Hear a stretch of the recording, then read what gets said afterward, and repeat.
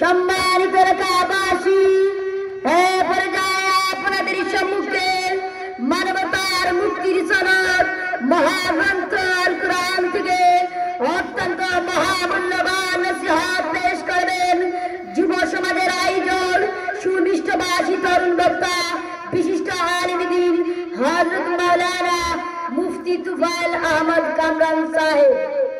হযরত মাওলানা মুফতি তুফাইল আহমদ কামরান সাহেব হযরতকে আনার গুরুত্বপূর্ণ আলোচনা পেশ করার জন্য মাহফিল কমিটির পক্ষ থেকে উদারত আহ্বান জানাচ্ছি।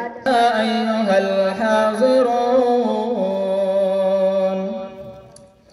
রাহিমানা ওয়া রাহিমাকুমুল্লাহ فقد قال الله تبارك وتعالى في كلامه المجيد وفي فرقانه الحميد. أعوذ بالله من الشيطان الرجيم. بسم الله الرحمن الرحيم. إن الذين قالوا ربنا الله ثم استقاموا تتنزل عليهم الملائكة ألا تخافوا ولا تحزنوا وأبشروا بالجنة التي كنتم توعدون. بارك الله لنا ولكم في القرآن العظيم ونفعنا وإياكم بالآيات والذكر الحكيم. شكري محبت درود شريف صلى الله على سيدنا ومولانا محمد وعلى آله وأصحابه وسلم. या सुल्तान है सुल्तान मदीना, सरकार का सरकार है सरकार मदीना, गुलजार का गुलजार है गुलजार मदीना। ला इलाहा इल्लल्लाह, जोरे शोरे ज़बान खोले। ला इलाहा इल्लल्लाह, ला इलाहा इल्लल्लाह, ला इलाहा इल्लल्लाह, ला इलाहा इल्लल्लाह मुहम्मदुर रसूलुल्लाह सल्लल्लाहु अलैहि वसल्लम। সবাই বলেন সাল্লাল্লাহু আলাইহি ওয়াসাল্লাম, সাল্লাল্লাহু আলাইহি ওয়াসাল্লাম, সাল্লাল্লাহু আলাইহি ওয়াসাল্লাম। সুবহে আজল সে শামে হিদায়াত, শামে আবত কাতিয়ে যুলমত। सुबह अज़ल से शम्अ हिदायत, शाम अबद कातिए ज़ुल्मत। जिस पर आकर ख़त्म रिसालत, सबसे आखिर सबसे मुक़द्दम सल्लल्लाहु अलैहि वसल्लम, सल्लल्लाहु अलैहि वसल्लम। जलवाए फितरत रहमत आलम, चश्मे उल्फत मुहसिन आज़म। फेकर शफ़क़त खल्क़ मुजस्सम, फेकर शफ़क़त खल्क़ मुजस्सम। सबके वाले सबके हमदम सल्लल्लाहु अलैहि वसल्लम, सल्लल्लाहु अलैहि वसल्लम। शम्अ मोहब्बत जिसने जलाई, रुस्म गुलामी जिसने मिटाई। शम्अ मोहब्बत जिसने जलाई, रुस्मे गुलामी जिसने मिटाई, मदह सरा है जिसकी खुदाई, दर्द का दरमा जख्म का मरहम सल्लल्लाहु अलैहि वसल्लम, सल्लल्लाहु अलैहि वसल्लम। मानिअ गुल का नक्शे अव्वल, खैर सरापा फैज़ मुसलसल, जिस पे हुआ है दीन मुकम्मल, फख्र रसूल रहबर आज़म सल्लल्लाहु अलैहि वसल्लम, सल्लल्लाहु अलैहि वसल्लम।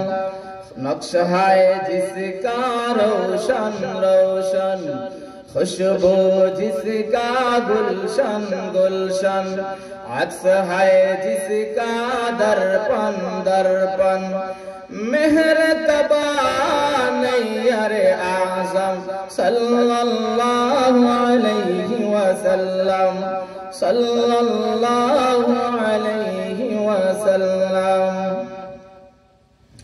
मरहुम सूफी शाह रहमतुल्लाह पीर साहेবের স্মরণে আয়োজিত আজকের তাফসীরুল কোরআন ও দোয়া মাহফিলের অত্যন্ত শ্রদ্ধাভাজন সভাপতি বিশিষ্ট আলেমে দ্বীন, আমাদের রানীগঞ্জ ইউনিয়নের প্রবীণ আলেমে দ্বীন হযরত মাওলানা শাইখ শফিকুর রহমান দামাত বারাকাতুহুম, আল্লাহ যেন হযরতের হায়াতে বরকত দান করেন, সকলে বলে আমিন।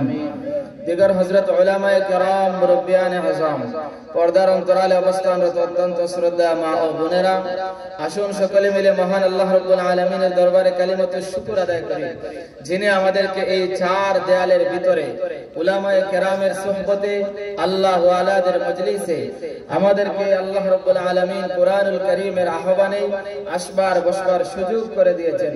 এই জন্য কালিমাতুশ শুকর আদায় করি, সকলে বলে আলহামদুলিল্লাহ, দিল থেকে বলি সুবহানাল্লাহ। আল্লাহকে রাজি এবং খুশি করার জন্য আকাশের দিকে একটা আঙ্গুল তুলে সবাই বলে আল্লাহু আকবার, আর জোরে বলে আল্লাহু আকবার, আর জোরে বলে আল্লাহু আকবার। ও মুসলমান, আল্লাহু আকবার বলার সময় এখনই, কারণ বর্তমান এই সময়ে গোটা বিশ্বের বেঈমান কাফেররা ঐক্যবদ্ধ হয়ে গেছে। মুসলমানদেরকে কিভাবে এই পৃথিবীর জমিন থেকে ধূলিসাৎ করা যায়, মুসলমানদেরকে কিভাবে এই পৃথিবীর জমিন থেকে ধূলিসাৎ করা যায়, মিটিয়ে দেওয়া যায়, এই জন্য আজকে গোটা বিশ্বের বেঈমান কাফেররা, নাস্তিক মুরতাদেরা আজকে মুসলমানদের পিছনে লেগেছে। কথা বলেন ঠিক কিনা? বর্তমান এই সময়ে মুসলমানদের সবচেয়ে বড় শত্রু হলো সন্ত্রাসী এবং জঙ্গি সংগঠন ইসকন। কথা বলেন ঠিক কিনা? মুসলমান, আমরা মুসলমান, আমরা দাঙ্গা হাঙ্গামাকে পছন্দ করি না, আমরা সম্প্রীতিকে পছন্দ করি, আমরা সম্প্রীতিকে ভালোবাসি। বাংলাদেশ থেকে যখন সরকার পরিবর্তন হয়, ওই সময়টা ছিল হিন্দু ভাইদের জন্য বড় কঠিন সময়। সরকার পরিবর্তনের পরে ওই রাত্রিতে উলামায়ে কেরাম তাদের মন্দিরগুলোকে পাহারা দিয়ে তাদেরকে রক্ষণাবেক্ষণ করেছেন। আর আজকে ওই ইসকন জঙ্গি সংগঠনের মানুষেরা, ওই ইসকনের সদস্যরা আমার ভাই অ্যাডভোকেট সাইফুল ইসলাম আলিফকে আদালত প্রাঙ্গণে নির্মমভাবে হত্যা করেছে। কথা বলেন ঠিক কিনা? মুসলমান, আজকে যদি মুসলমানদেরকে এইভাবে হত্যা করা হয়, তোমরা মনে করো না যে তোমরা সুখে শান্তিতে বসবাস করবে, আর তোমরা এই বাংলার জমিনে মুসলমানদের রক্তে রঞ্জিত করে শান্তিতে থাকতে পারবে। মুসলমানরা যেইভাবে শান্তিকামী, মুসলমানরা যদি তাদের এই পরিস্থিতি বদলাইয়া ফেলে, মুসলমানরা যদি ময়দানে নেমে ফেলে, বেঈমান কাফেররা, নাস্তিক মুরতাদেরা, ওই জঙ্গি সংগঠন ইসকনের কোনো অস্তিত্ব বাংলাদেশে থাকবে না। কথা বলেন ঠিক না? মুসলমান, আজকে আমরা তাদেরকে পরিষ্কার জানিয়ে দিতে চাই, এই বাংলাদেশ এটা উলামায়ে কেরামের দেশ। এই দেশের মধ্যে শতকরা 95% মুসলমান। এই দেশের মুসলমানরা আজ পর্যন্ত কোন হিন্দুদের মন্দিরে হামলা করে নাই। কথা বলেন ঠিক কিনা? বাংলাদেশের মুসলমানরা কোন হিন্দুদের উপর আক্রমণ করে না, কোন খ্রিস্টানের উপর আক্রমণ করে না, কারো গির্জায় কারো মন্দির আক্রমণ করে না। কিন্তু কিন্তু কিছুদিন পর পর উগ্রবাদী হিন্দুরা, ইসকনের সদস্যরা আমাদের মসজিদ আক্রমণ করে, আমাদের মাদ্রাসাগুলোতে আক্রমণ করে, মুসলমানদের রক্তে তারা রঞ্জিত করে। স্পষ্ট জানিয়ে দিতে চাই, আজ যদি কোনো মুসলমানকে রক্তে রঞ্জিত করা হয়, বাংলার 16 কোটি মুসলমান এই দেশ থেকে ইসকনকে বিতর্ক করার জন্য প্রয়োজনে সকল দল মত ঐক্যবদ্ধ হয়ে ঈমানের দাবিতে রাজপথে নেমে যাবে। কথা বলেন ঠিক কিনা?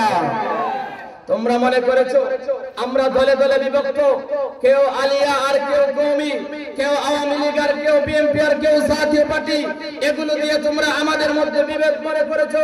মনে রাখো হাতের 5 আঙ্গুল যেভাবে আলাদা আলাদা থাকে কিন্তু খাবারের সময় 5টা আঙ্গুল ঐক্যবদ্ধ হয়ে যায়, ঠিক তদ্রূপভাবে আমাদের মাসলাক ভিন্ন হতে পারে।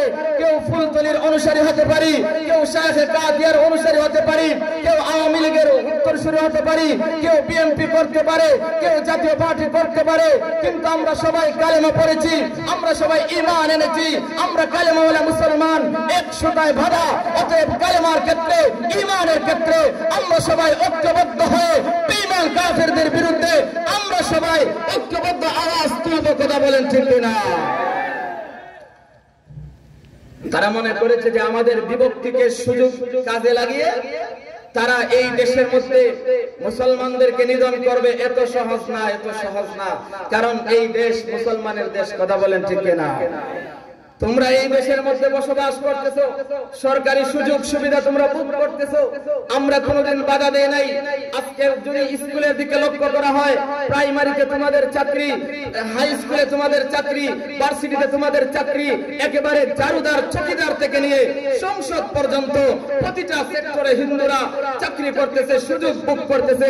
তাই বলে যদি তোমরা এই সুযোগকে কাজে লাগিয়ে মুসলমানদের উপর আক্রমণ করতে যাও, শাহজালাল মুজাররদ ইয়ামানির সন্তান হিসেবে বলতে চাই, রাজা গৌর গোবিন্দের উত্তরসূরি হিসেবে যদি তোমরা আমাদের দিকে আগে যাও, তাহলে আমরাও শাহজালাল মুজাররদ ইয়ামানির ভূমিকায় আমরা যখন নারে তাকবীরের স্লোগান দিব, তখন তোমাদের এই আস্তানাগুলো সুরমা এবং কুশিয়ারায় গিয়ে পড়বে। কথা বলেন ঠিক কিনা? এজন্য আমাদের সজাগ সচেতন হওয়ার দরকার আছে না নাই? আর জোরে বলেন আছে না নাই? ও মুসলমান, সারা দেশের তৌহিদি জনতা জেগে উঠেছে, জায়গায় জায়গায় আজকে জুমার পরে প্রতিবাদ হয়েছে, মিছিল হয়েছে। সারা বাংলাদেশের মুসলমান নিন্দা জানিয়েছে ওই ইসকন সংগঠনকে। আমরা আমাদের সমাজে যারা আশেপাশে হিন্দু বসবাস করে আপনাদেরকে বলতে চাই, আপনারা আপনাদের ধর্ম পালন করেন, আপনাদেরকে কেউ ডিস্টার্ব করবে না, কিন্তু আপনারা যদি ওই ইসকনের দালালি করতে যান তাহলে আপনাদের খবর হয়ে যাবে। কথা বলেন ঠিক কিনা? আপনাদের ধর্ম পালন করেন, অসুবিধা নাই, কিন্তু জঙ্গি সংগঠন ইসকনের দালালি করতে আসবেন না। কারণ এই জঙ্গি সংগঠন ইসকন এটা মুসলমানদের শত্রু, এটা মানবতার শত্রু, এটা এই সভ্যতার শত্রু, এটা মুসলমানদের শত্রু, এটা আমাদের সারা বাংলাদেশের শত্রু। কথা বলেন ঠিক কিনা? এরা চাইতেছে এই সময় একটা দাঙ্গা হাঙ্গামা লাগাইয়া আর দেশের মধ্যে একটা অস্থিতিশীল পরিস্থিতি দ্বারা সৃষ্টি করবে। এই গোলা পানিতে মাছ শিকার করতে দেয়া হবে না। কথা বলেন ঠিক না? আল্লাহ আমাদের সঠিক বুঝ দান করুন। সকলে বলে আমিন, আর জোরে বলে আমিন। মুআজ্জাদ হাজিরিন, আমি আপনাদের সামনে কোরআনুল কারীম থেকে একখানা আয়াত তিলাওয়াত করেছি। নবীজির অসংখ্য অগণিত হাদিস থেকে ছোট্ট একখানা হাদিস পাঠ করেছি। আল্লাহ যদি তৌফিক দান করেন, আলোচ্য আয়াতকে সামনে রেখে সংক্ষিপ্ত সময়ে আপনাদের কথা বলার চেষ্টা করব। আল্লাহ যেন আমাকে ইখলাসের সাথে বলার, আপনাদেরকে আমলের নিয়তে শোনার তৌফিক দান করেন। সকলে বলে আমিন। আমি যে আয়াত তিলাওয়াত করেছি, এই আয়াতের মধ্যে আল্লাহ রাব্বুল আলামিন ঘোষণা করেন, ইন্নাল্লাযীনা ক্বালু রাব্বুনাল্লাহ। আল্লাহ বলেন, যারা বলে নিশ্চয় আমাদের রব হলেন আল্লাহ। আমি আপনাদেরকে জিজ্ঞাসা করতে চাই, আমাদের রব কে? আর জোরে, আমাদের রব কে? আমাদের রব হলেন আল্লাহ। এই যে আল্লাহ আমাদের রব, এটা আমরা সব সময় স্বীকার করি। এমনকি নামাজে যখন আমরা দাঁড়াই তখনও আমরা স্বীকার করি আল্লাহ যে আমাদের রব। নামাজে দাঁড়ানোর পরে প্রথম যে সূরাটা পড়তে হয়, এই সূরা আমার তো মনে হয় এখানে এমন কোন মানুষ নাই যেই মানুষ এই সূরা জানে না। কথা বলেন ঠিক না? সূরা ফাতিহা যাকে আমরা আলহামদু সূরা বলি, এই সূরা ফাতিহার শুরুতেই আমরা রবের নাম স্বীকার করি, আলহামদুলিল্লাহি রাব্বিল আলামিন। সমস্ত প্রশংসা ওই আল্লাহ যিনি তামাম পৃথিবীর রব, যিনি তামাম পৃথিবীর পালনকর্তা। এখানে আমরা রবের নাম নেই। আবার যখন আমরা রুকুতে যাই, রুকুতে যাওয়ার পরে সুবহানা রাব্বিয়াল আযীম, সুবহানা রাব্বিয়াল আযীম, এখানে আমরা রবের নাম নেই। আবার যখন রুকু থেকে দাঁড়াই, সামিআল্লাহু লিমান হামিদা, রব্বানা লাকাল হামদ, এখানে আমরা রবের নাম নেই। আবার যখন আমরা রুকু থেকে সিজদার মধ্যে যাই, সেখানে আমরা রবের নাম নেই। সুবহানা রাব্বিয়াল আ'লা, সুবহানা রাব্বিয়াল আ'লা, সেখানে আমরা রবের নাম নেই। ওরে মুসলমান, রবের নাম সব জায়গাতে আমরা নেই, এমন কোন জায়গা নাই যেই জায়গায় রবের নাম নেই না। আমাদের নামাজ, আমাদের রোজা, আমাদের হজ, আমাদের কুরবানি সবগুলো হবে একমাত্র কার জন্য? আর জোরে বলেন কার জন্য? এই জন্য মহান আল্লাহ রাব্বুল আলামিন বলেন, কুল ইন্না সালাতি ওয়া নুসুকি ওয়া মাহইয়ায়া ওয়া মামাতি লিল্লাহি রাব্বিল আলামিন। আল্লাহ রাব্বুল আলামিন বলেন, ওগো নবীজি, আপনি দুনিয়ার সকল মানুষদেরকে বলে দিন, আমার নামাজ, আমার কুরবানি, আমার হায়াত, আমার মওত সবগুলো একমাত্র আল্লাহ রাব্বুল আলামিনের জন্য। জোরে বলেন সুবহানাল্লাহ। আল্লাহ রাব্বুল আলামিন বলেন, ইন্নাল্লাযীনা ক্বালু রাব্বুনাল্লাহ সুম্মা ইসতাকামু, যারা বলে আমাদের রব আল্লাহ, অতঃপর এই কথার উপর অটল থাকে, অবিচল থাকে, রব আল্লাহ বলে স্বীকার করার কারণে অনেক সময় নির্যাতন আসবে, আল্লাহর উপর ঈমান আনার কারণে অনেক সময় নির্যাতন আসবে, মুসিবতে পড়তে হবে, জেল জুলুমের শিকার হতে হবে। আল্লাহর পয়গম্বর যারা ছিলেন, ঈমানের কারণে সকলেই নির্যাতিত হয়েছেন। এমন কোন নবী নাই যেই নবীকে নির্যাতন করা হয় নাই, এমন কোন নবী নাই যেই নবীকে কষ্ট দেওয়া হয় নাই। আমার আপনার নবী, বিশ্ব নবী রাহমাতুল লিল আলামিনকে নির্যাতন করা হয়েছে, শিয়াবে আবু তালিবের মধ্যে বন্দী রাখা হয়েছে। আমার আপনার নবী তায়েফের ময়দানে নবীকে রক্ত ঝরাতে হয়েছে, নবীজির জুতা মুবারক আর পা মুবারকে চোট লেগে গেছে। উহুদের ময়দানে নবীজির দান শহীদ হয়েছেন। ওরে মুসলমান, শুধু তাই নয়, আমার আপনার নবী যখন নামাজে দাঁড়াইতেন, রুকুর মধ্যে যখন যাইতেন, এমনি বেঈমান কাফেররা নবীজির পিঠের উপর উটের নারী বুড়িগুলো রেখে দিত, নবীজির রাস্তার মধ্যে বৃদ্ধা মহিলা কাটা ফুটে দিত। আল্লাহর নবীকে কষ্ট দেওয়া হয়েছে, শুধু নবীজিকেই না, বরং নবীজির সাহাবায়ে কেরামকে ঈমান আনার কারণে কষ্ট দেওয়া হয়েছে। আরে মুসলমান, নবীজির সাহাবী একজন কালো সাহাবী, যার নাম হলো হযরতে বিলাল। হযরতে বিলাল রাদিয়াল্লাহু তাআলা আনহু হিজরত করে মক্কা আসলেন। ওনার বাড়ি ছিল আবিসিনিয়া, হাবশা থেকে মদিনায় মক্কায় আসলেন। মক্কায় আসার পরে আল্লাহর নবীর উপর কালেমা পড়ে ঈমান আনলেন। এক আল্লাহর উপর ঈমান যখন আনলেন, উনি ছিলেন একজন গোলাম। ওনার মুনিবের নাম ছিল উমাইয়া ইবনে খালফ। উমাইয়া ইবনে খালফ বলল, আরে বিলাল, যদি তুমি ঈমান ছেড়ে দাও তাহলে তোমাকে আর নির্যাতন করা হবে না, কিন্তু রে বিলাল, যদি তুমি ঈমান না ছাড়ো তাহলে তোমাকে নির্যাতন করা হবে, তোমাকে কষ্ট দেওয়া হবে। কি পরিমাণ কষ্ট দেওয়া হলো! আরবের মরুভূমি, বালুগুলো একেবারে উত্তপ্ত বালি, এই বালির মধ্যে যদি সাল ফেলে দেওয়া হয়, ওই সালগুলোকে আর বাজার প্রয়োজন নাই, এমনিতেই ওইগুলা মরি হইয়া যায়। এমন উত্তপ্ত মরুভূমির মধ্যে শুয়াইয়া হযরত বিলাল রাদিয়াল্লাহু তাআলা নূর বুকের উপর প্রচন্ড বিরাট আকারের একটা পাথর তারা রেখে দিত, আর বলতো, রে বিলাল, আল্লাহর নাম ছাড়ো, তাহলে তাহলে তোমাকে আর কষ্ট দেওয়া হবে না। আর যদি আল্লাহর নাম না ছাড়ো এইভাবে তোমাকে কষ্ট দেওয়া হবে। হযরত বিলাল এই কষ্টের মধ্যে বলতে লাগলেন আহাদ আহাদ, আল্লাহ এক আল্লাহ এক। ওই দিক থেকে আবু বকর সিদ্দিক রাদিয়াল্লাহু তাআলা আনহু যাইতেছেন। আবু বকর সিদ্দিক বললেন, ও ভাই বিলাল, আল্লাহর নাম আস্তে নিলে তো আল্লাহ শুনে, জোরে নিলে তো আল্লাহ শুনে, তুমি কেন আস্তে নেও না? এমনি বিলাল বলেন, ও আবু বকর, আল্লাহর নাম জোরে নেওয়ার মধ্যে এমন মজা আর এমন স্বাদ আমি পাই। ওই যে উমাইয়া ইবনে খালদ আমাকে নির্যাতন করে, আমাকে কষ্ট দেয়, এই আল্লাহর নামের তো বরকত, আল্লাহর নামের তো মজা, ওই নির্যাতনের কষ্ট আমার কাছে কষ্টই মনে হয় না।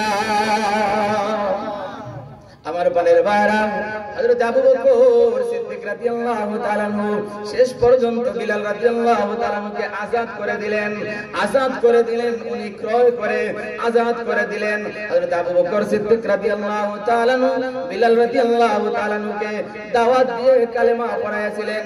হযরত আবু বকরের দাওয়াতেই উনি মুসলমান হয়েছিলেন। এইজন্য হযরত আবু বকর উনাকে আবার মুক্ত করে দিলেন। এইভাবে হযরত বিলালকে নির্যাতন করা হয়েছে। শুধু তাই না, নবীজির একজন সাহাবী হযরত ইয়াসির রাদিয়াল্লাহু তাআলা আনহু, ইয়াসির রাদিয়াল্লাহু তাআলা আনহু উনি উনার ছেলে মুসলমান হয়ে গেলেন। উনার স্ত্রী হযরত সুমাইয়া রাদিয়াল্লাহু তাআলা আনহা উনিও মুসলমান হয়ে গেলেন। তিনজন যখন মুসলমান হয়ে গেলেন, এমনি পাশের বাড়ির আবু জেহেল খবর পাইল। মক্কার বেঈমান কাফেররা বলল, ও আবু জেহেল, তোমার পাশের বাড়ির গোটা পরিবার মুসলমান হয়ে গেছে, পরিবারের স্বামীও মুসলমান, পরিবারের সন্তান মুসলমান, স্ত্রীও মুসলমান হয়ে গেছে। ও আবু জেহেল, এটা তো কেমন বিষয় হলো? তুমি একজন মক্কার লিডার, অথচ তোমার পাশের বাড়ির সব ঈমান এনে ফেলেছে। এমনি তখন আবু জেহেল হযরত ইয়াসির রাদিয়াল্লাহু তাআলা আনহুকে নির্যাতন শুরু করে দিল। হযরত ইয়াসির রাদিয়াল্লাহু তাআলা আনহুকে কঠিন নির্যাতন করা হলো। হযরত ইয়াসির রাদিয়াল্লাহু তাআলা আনহু আল্লাহর নবীর দরবারে চলে গেলেন। ইয়া রাসূলুল্লাহ, ইয়া হাবিবাল্লাহ, ওগো নবীজি, ঈমান কাফেররা আবু জেহেল আমার উপর এমন ভাবে নির্যাতন করে, এখন আমি কি করব? এখন আমি কোথায় যাব?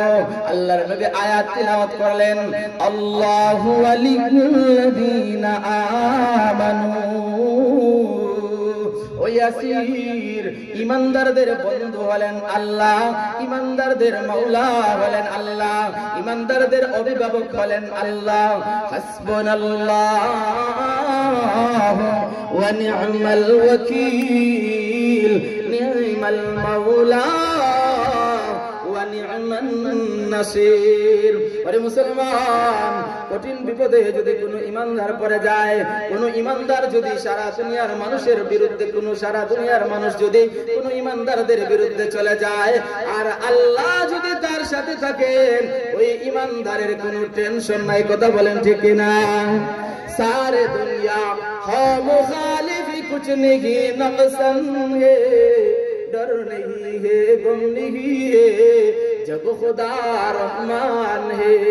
কবি বলেন, গোটা দুনিয়া যদি আমার বিরুদ্ধে চলে যায়, গোটা দুনিয়া যদি আমার বিরুদ্ধে চলে যায়, আমার মাওলা যদি আমার হয়ে যায়, আমার কোনো চিন্তা নাই, আমার কোনো টেনশন নাই। কথা বলেন ঠিক কিনা? হযরত ইয়াসির রাদিয়াল্লাহু তাআলা আনহু নবীজি জানায় দিলেন, ওরে ইয়াসির, আমি নবীজি তোমাকে কিছু করতে পারবো না, কারণ আমি নবীও নির্যাতনের শিকার। আমি নবীকে বেঈমান কাফেররা নির্যাতন করে তোমাকে সাহায্য করার মতো আমার কাছে কিছু নাই। আমি আল্লাহর কাছে দোয়া করব, আমি আল্লাহর কাছে তোমার জন্য দোয়া করব। আমার বানের ভাইরা, হযরত ইয়াসির রাদিয়াল্লাহু তাআলা আনহুকে আবু জেহেল একটা উটের পিঠের সাথে বেঁধে দিল। উটের পিঠের সাথে যখন বেঁধে দিয়েছে, উট সামনের দিকে যায়। হযরত ইয়াসির রাদিয়াল্লাহু তাআলা এইভাবে মাটির মধ্যে গইরেয়া গইরেয়া উটের পিছনে পিছনে যায়। হযরত ইয়াসির রাদিয়াল্লাহু তাআলা আল্লাহু আকবার, কখনো ক্ষেতের আইলের সাথে বাড়ি খায়, কখনো গাছের সাথে বাড়ি খায়, কখনো পাথর পাথরের সাথে বাড়ি খায়। প্রচন্ড আঘাতে হযরত ইয়াসির রাদিয়াল্লাহু তাআলা নূর শরীরের বিভিন্ন জায়গা থেকে ফিনকি দিয়ে রক্ত শুরু হয়ে গেছে। বলেন আল্লাহু আকবার। ওরে মুসলমান, এমন নির্যাতন হযরত ইয়াসির রাদিয়াল্লাহু তাআলা নূর গোটা শরীর থেকে ফিনকি দিয়া রক্ত বাইর হয়ে গেছে। হযরত ইয়াসির রাদিয়াল্লাহু তাআলা নূর এই নির্যাতন দেখে ওনার ছেলে আম্মার এবং ওনার বিবি সুমাইয়া নবীজির দরবারে যাওয়ার জন্য রওনা হলেন। যেই মাত্র নবীজির দরবারে যাওয়ার জন্য রওনা হয়েছেন, এমনি আবু জেহেল এদেরকে আবার ঘেরাও করে ফেললো, এদেরকে আটকে ফেললো আর বলল, আরে সুমাইয়া, এখনো সময় আছে, কালেমা ছাড়ো, মুহাম্মদের ধর্ম ছাড়ো, আর না হয় তোমাকে নির্যাতন করা হবে। ওরে মুসলমান, লক্ষ্য করে দেখুন, ওই সময় হযরতে সুমাইয়া বলেছিলেন, ও আবু জেহেল, যতই নির্যাতন করো না কেন, যতই কষ্ট দেও না কেন, কালেমা পারবো না, ঈমান ছাড়তে পারবো না। কারণ মুসলমানরা নিজের বিবি বাচ্চা সব ছাড়তে পারে, সম্পদ ছাড়তে পারে, কিন্তু ঈমান ছাড়তে পারে না, ঠিক কিনা? হযরতে সুমাইয়াকে একটা পিলারের সাথে বেঁধে দেওয়া হলো। হযরতে আম্মার ইবনে ইয়াসির রাদিয়াল্লাহু তাআলা নুকে আরেকটা খুঁটির সাথে বেঁধে দেওয়া হলো। হযরতে সুমাইয়ার শরীর থেকে অর্ধেক কাপড় তারা খুলে নিল। হযরতে আম্মার এবার চোখ দুটো নিচের দিকে দিয়া আর আল্লাহর কাছে ফরিয়াদ করল, আজকে সন্তানের সামনে মাকে এমন নির্যাতন করা হয়, আমি এমন সন্তান, আমার মাকে কোনো উপকার করতে পারি না, আমার মাকে আমার সামনে এত কঠিন নির্যাতন। ওরে যুবক ভাই, লক্ষ্য করে দেখো, আজকে যদি তোমার মাকে উলঙ্গ করা হয়, তোমার সামনে যদি তোমার মায়ের শরীরের কাপড় খোলা হয়, তাহলে তোমার বাঁচা মারা সব সমান। তুমি দুনিয়াতে আর বাঁচতে চাইবে না, তুমি বলবে আমার মার ইজ্জত আমার সামনেই হরণ করা হয়েছে, আমি আর বেঁচে কি করব, আমি আর দুনিয়াতে থেকে কি করব। হযরতে আম্মার রাদিয়াল্লাহু তাআলা আবু জেহেলকে বলে, ওরে আবু জেহেল, কালেমা পড়ে ঈমান এনেছি, এটাই কি আমাদের অপরাধ? আমরা কি স্বাধীনভাবে চলতে পারবো না? আমরা কি আল্লাহর বিধান পালন করতে পারবো না?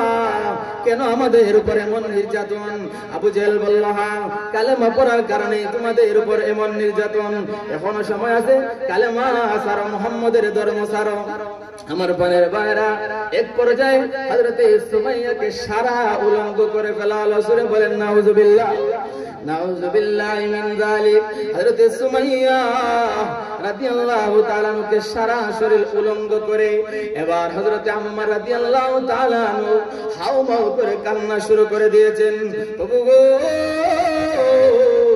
এই মুহূর্তে আমার দুনিয়াতে বাঁচা মরা সমান হয়ে গেছে। আমার মায়ের এই পরিস্থিতি, আমি সন্তান, আমি কিছুই করতে পারতেছি না। এবার আবু জেহেল বলল, আরে সুমাইয়া, এখনো সময় আছে, কালেমা ছাড়ো, আর না হয় তোমাকে ছেড়ে দেওয়া হবে না। এবার আবু জেহেল একটা বর্ষা নিয়ে আসলো। আল্লাহু আকবার। ওই বর্ষা দিয়া হযরতে সুমাইয়া রাদিয়াল্লাহু তাআলা নার লজ্জাস্থানের মধ্যে এমন আঘাত করেছে। আরে মুসলমান, ওই বর্ষাটা লজ্জাস্থানের দিকে ঢুকে পিছনের দিকে নারী বুড়ি সহ সবগুলো বের হয়ে গেছে। আল্লাহু আকবার। আর জোরে বলি আল্লাহু আকবার।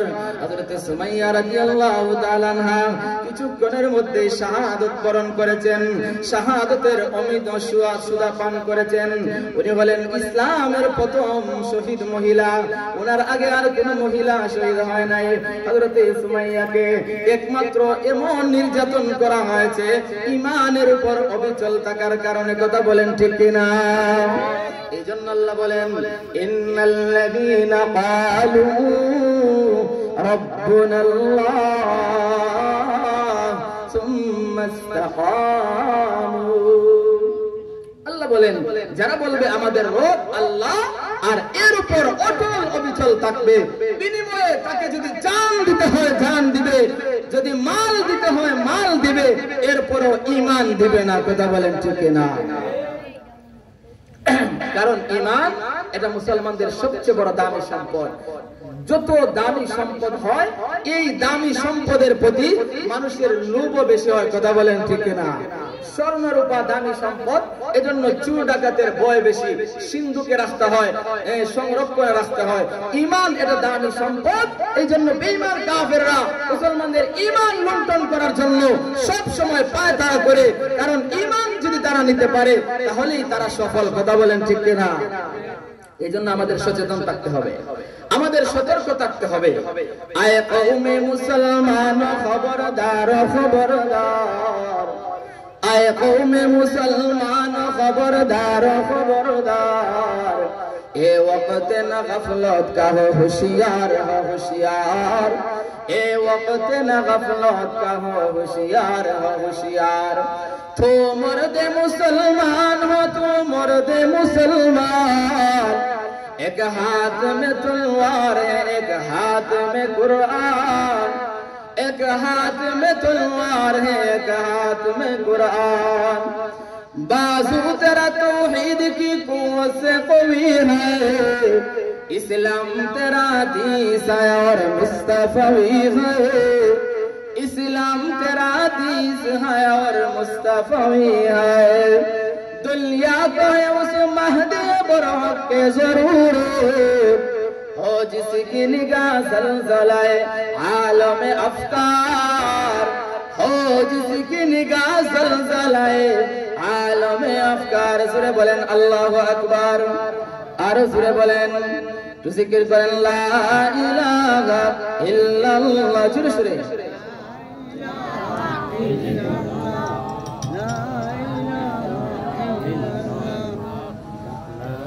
ला इलाहा इल्लल्लाह, ला इलाहा इल्लल्लाह, मुहम्मदुर रसूलुल्लाह। फिर पेश नजर गुंबद खदरा के हरम है, फिर नाम खुदा रोज़ाए जन्नत में कदम है, फिर नाम खुदा रोज़ाए जन्नत में कदम है, फिर शुक्र खुदा सामने मेहराब नबी है, फिर सर है मेरा और तेरा नक्श कदम है, फिर सर है मेरा और तेरा नक्श कदम है। ला इलाहा इल्लल्लाह, ला इलाहा इल्लल्लाह, मुहम्मदुर রাসূলুল্লাহ। এজন্য এই ঈমানের উপর অটল এবং অবিচল থাকা, এই ঈমানের উপর অটল থাকতে গিয়ে যদি আমাকে জীবন দিতে হয় জীবন দিতে হবে, রক্ত দিতে হলে রক্ত দিতে হবে, জান দিতে হলে জান দিতে হবে, মাল দিতে হলে মাল দিতে হবে, কিন্তু ঈমান দেয়া যাবে না, কথা বলেন ঠিক কিনা? আমার বানের বায়রা লক্ষ্য করে দেখুন, নবীজির একজন সাহাবী, ওনার নাম হলো আবু সালমা রাদিয়াল্লাহু তাআলা আনহু, ওনার স্ত্রী হলেন উম্মে সালমা রাদিয়াল্লাহু তাআলা আনহা। স্বামী স্ত্রী দুইজন যখন কালেমা পড়ে মুসলমান হয়ে গেলেন, ওনাদের এত সুখের সংসার, এত সুন্দরভাবে ওনারা জিন্দেগি যাপন করতেছেন। কারো স্বামী স্ত্রীর মধ্যে যদি মিল মোহাব্বত থাকে, ওই পরিবারটা জান্নাতের একটা অংশ হয়, কথা বলেন ঠিক না? আর যাদের পরিবারের মধ্যে স্বামী স্ত্রীর মিল নাই, ওই পরিবারের মধ্যে সব সময় অশান্তি, ওই পরিবারের মধ্যে কোনো শান্তি নাই, ওই পরিবারের মধ্যে কোনো বরকত নাই, কথা বলেন ঠিক না? হযরত আবু সালমা এবং উম্মে সালমা রাদিয়াল্লাহু তাআলা আনহা, আল্লাহ ওনাদের একটা সন্তান দিয়েছেন। হযরত আবু সালমা এবং উম্মে সালমা ঈমান আনার পরে মক্কায় বসবাস করতেছেন। কিছুদিন পর আল্লাহর নবী হিজরত করে মদিনায় চলে গেলেন। এবার আবু সালমা বললেন, যেই শহরে মদিনা, যেই মক্কায় নবীজি নাই, ওই শহরে আমি আর থাকবো না, নবীজির কাছে চলে যাব, হিজরত করে মদিনায় চলে যাব। ওরে মুসলমান, হযরত আবু সালমা এবং উম্মে সালমা দুইজন মিলে পরামর্শ করলেন। এবার উম্মে সালমা মহিলা মানুষ, সরল সহজ মানুষ, উনি উনার মাকে ওই খবরটা বলে দিলেন। উনার মা ছিলেন অমুসলমান, উনার মা ছিলেন অমুসলিম। মা মক্কার বেঈমান কাফের কাফেরদের কাছে বলে দিলেন যে আবু সালমা এবং উম্মে সালমা তারা হিজরত করে মদিনায় চলে যাবে। এবার উম্মে সালমার গোষ্ঠীর লোকেরা পরামর্শ করলো আবু সালমা মক্কা থেকে মদিনায় হিজরত করে যাবে, কিন্তু না আমরা তাকে হিজরত করতে দিব না। এখন কিভাবে তাকে হিজরত থেকে বিরত রাখবো? মক্কার বেঈমান কাফেররা উম্মে সালমার গোষ্ঠীর লোকেরা পরামর্শ করলো আমাদের আবু সালমা উম্মে সালমাকে খুব মহব্বত করে, একজন আরেকজনকে তারা থাকতে পারে না, তাহলে আমরা যদি উম্মে সালমাকে আটকায় রাখি, আবু সালমা একা একা হিজরত করবে না, এমনি সে মক্কায় রয়ে যাবে। এই জন্য আবু সালমাকে গিয়ে বলল, আরে আবু সালমা তুমি হিজরত করো, মদিনায় যাও, এতে আমাদের কোনো অসুবিধা নাই, কিন্তু আমাদের মেয়ে উম্মে সালমাকে নিয়ে যাইতে পারবে না। তারা উম্মে সালমাকে তাদের দায়িত্বে নিয়ে গেল। এবার আবু সালমার গোষ্ঠীর লোকেরা তারাও এসে বলল, ও আবু সালমা তোমার যে সন্তান, যদিও তোমার সন্তান, কিন্তু আমাদের নাতি, আমাদের বংশের চেরাগ, আমাদের ব্লাডের সম্পর্ক, আমাদের রক্তের সম্পর্ক, তাকে আমরা যাইতে দিব না, আমরা তাকে এখানে রেখে দিব। ওনার সন্তানটাকে ওনার গোষ্ঠীর লোকেরা নিয়ে আসলো। এবার ওনার সন্তানকেও নিয়ে আসলো, ওনার বিবিকেও নিয়ে গেল। হযরত আবু সালমা একা হয়ে গেলেন। হযরত আবু সালমা একা একা দাঁড়াইয়া ওনার গোষ্ঠীর লোকেদেরকে উদ্দেশ্য করে, শ্বশুর গোষ্ঠীর লোকদেরকে উদ্দেশ্য করে বললেন, শুনো, ওরে আমার শ্বশুর গোষ্ঠীর লোকেরা, ও আমার গোষ্ঠীর লোকেরা শোনো, আমি আমার সন্তানকে ভালোবাসি ঠিক, আমি আমার বিবিকে ভালোবাসি ঠিক, আমি আমার সম্পত্তিকে ভালোবাসি ঠিক, কিন্তু এই সব কিছুর চাইতে আমি আল্লাহ এবং তার রাসূলকে বেশি ভালোবাসি। ও মক্কার বেঈমান কাফেররা, আমাকে তোমরা হিজরত থেকে বিরত রাখতে পারবে না, আমি একাই হিজরত করব। একা একা মদিনায় চলে গেলেন। মদিনায় যাওয়ার পরে এবার আবু সালমা এক জায়গায় ওনার বিবি, আরেক জায়গায় ওনার একমাত্র ছোট্ট সন্তান। রাত্রের বেলা ঘুম হয় না, স্ত্রীর চিন্তা, সন্তানের চিন্তা। আবার ওই দিক থেকে স্ত্রীও একা একা সন্তানের জন্য কান্দে, স্ত্রী স্বামীর জন্য কান্দে। রাতের বেলা ঘুম হয় না, সন্তান মা বাবার জন্য হাওমাও করে কান্দে। সন্তান না খাইতে খাইতে সন্তান একেবারে শুকিয়ে গেছে, সন্তানের চেহারা আগের চাইতে অনেকটা শুকিয়ে গেছে। হযরত আবু সালমা মক্কা থেকে যখন কোনো মানুষ আসে, মক্কার রাস্তার দিকে উনি চেয়ে থাকেন, কোনো মহিলা যদি সন্তানকে কোলে নিয়ে আসে, এমনি মনে মনে ভাবেন হয়তো আমার উম্মে সালমা আমার সন্তানটাকে নিয়ে আসতেছে, কিন্তু দেখা যায় না, না উম্মে সালমা না, অন্য মহিলা আসতেছে। হযরত আবু সালমা এইভাবে 6 মাস হয়ে গেল, সন্তান এবং বিবি ছাড়া 6 মাস কাটিয়ে দিলেন। 6 মাস যাওয়ার পরে মক্কার বেঈমান কাফেররা বলল, আর আবু সালমাকে একা রাখলে লাভ হবে না, আবু সালমা ইমানের পরীক্ষায় কামিয়াব হয়ে গেছে, আবু সালমাকে আর পরীক্ষা করা লাগবে না। এবার সন্তানটাকে মায়ের কাছে দিয়া ওই দুইজনকে মদিনায় পাঠাইয়া দাও। এবার সন্তানকে মায়ের কাছে দিয়া দুইজনকে মদিনায় পাঠাইয়া দেওয়া হলো। ওরে মুসলমান, যেই মাত্র হযরতে উম্মে সালমা মদিনায় গিয়ে পা রাখলেন, এমনি ঘোষণা শুনেন, ইন্না লিল্লাহি ওয়া ইন্না ইলাইহি রাজিউন। ও মদিনার মানুষেরা সবাই সমবেত হও, আবু সালমার জানাজার নামাজ হবে, আবু সালমার জানাজা হবে। আবু সালমা আর দুনিয়াতে নাই, আবু সালমা দুনিয়া থেকে চলে গেছেন। হযরতে উম্মে সালমা যেই মাত্র ঘোষণাটা শুনেছেন, এমনি ঘোষককারীকে বললেন, ওরে ঘোষক, কোন আবু সালমার কথা বলতেছো? কোন আবু সালমা মারা গেছে? ঘোষক বলল, মহিলা আপনি চিনবেন না, আবু সালমা নবীজির একজন আশিক। 6 মাস আগে স্ত্রী, সন্তান, বিবি, বাচ্চা, সম্পত্তি সবগুলো রেখে একা একা হিজরত করে মদিনায় আসছিল। আল্লাহর নবীর আশিক ওই আবু সালমা আজকে মারা গেছে। এমনি হযরতে আবু সালমা রাদিয়াল্লাহু তাআলা আনহা হাউমাউ করে কান্না শুরু করে দিলেন, কারণ 6 মাস পরে সন্তান নিয়ে উনি উনার স্বামীর কাছে আসছেন। আসার পরে মৃত্যুর সংবাদ পেলেন। যখন উনি আসবেন, আসার সময় রাস্তার মধ্যে কত পরিকল্পনা, রাস্তার মধ্যে কত তামান্নার বাসনা ছিল।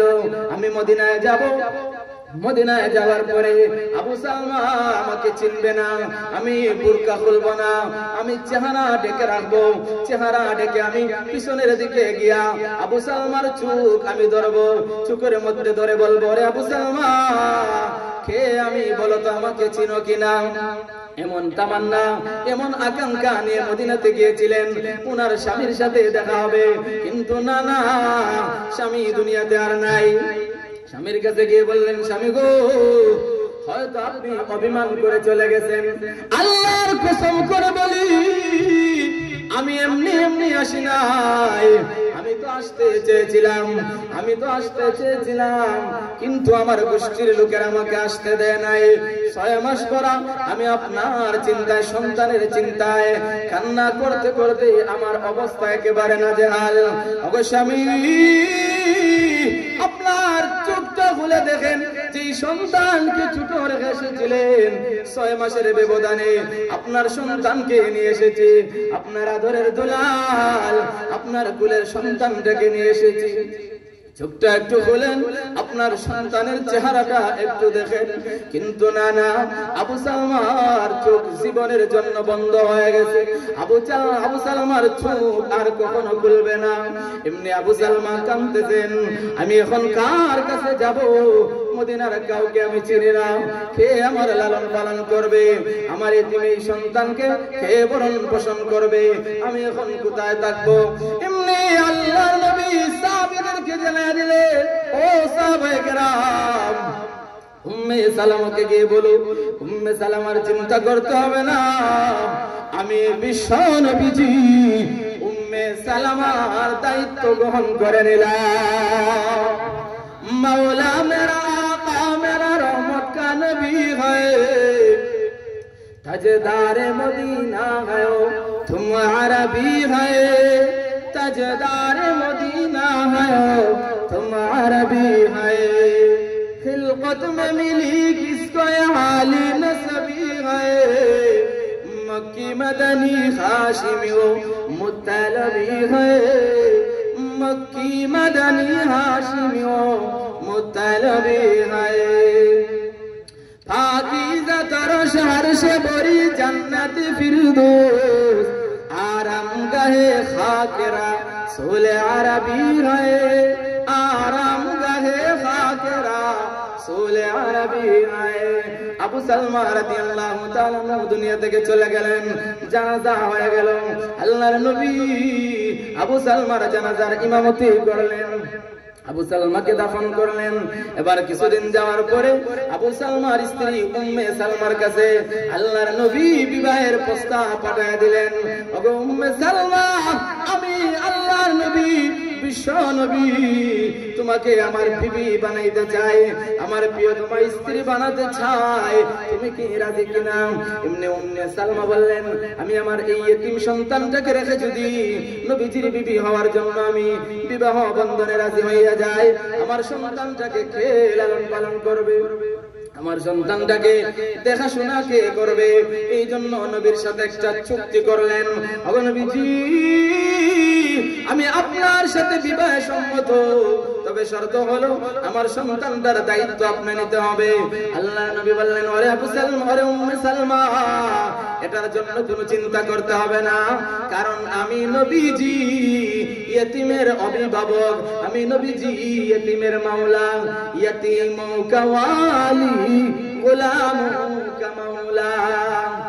আমি নবীজি ইতিমের প্রতি এত মহব্বত নবীজির ছিল।